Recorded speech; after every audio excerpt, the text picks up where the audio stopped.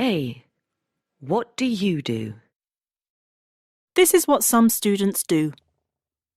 I write down new English words and phrases in my notebook, and next to each one I write a Spanish translation. I usually write down if a word is a noun, verb, adjective, and so on. I sometimes write a word in phonemics because English pronunciation is very difficult for me. But my notebook is a mess. I like to draw pictures. I sometimes make a note of new words in my notebook, but I often forget. I usually write a translation, and sometimes I write example sentences as well. I've got a notebook. I don't use it much, but when I do, I try and list words by topic. So I put all the animals together and all the clothes words together, and so on. I find it's easier to remember the words this way. I note down new words and phrases. Sometimes I translate them into Polish, and sometimes I write an explanation in English if it is not difficult. For example, kitten, a very young cat.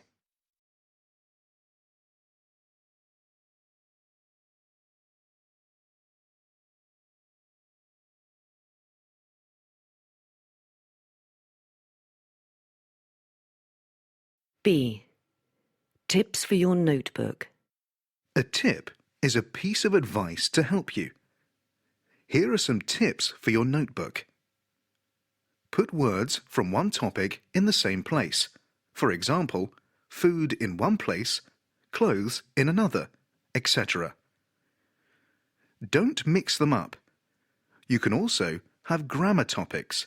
For example, uncountable nouns, or a page for words that all have a connection. For example, words and phrases that were all in a story you read in English. Some words and phrases will go in more than one topic. If you can't find a topic for a new word or phrase, for example, useful or in particular, put them in a different place in your notebook. For example, a page for each day or each week, or perhaps one page for every English lesson you have. Write the date clearly at the top. For example, Monday the 14th of May.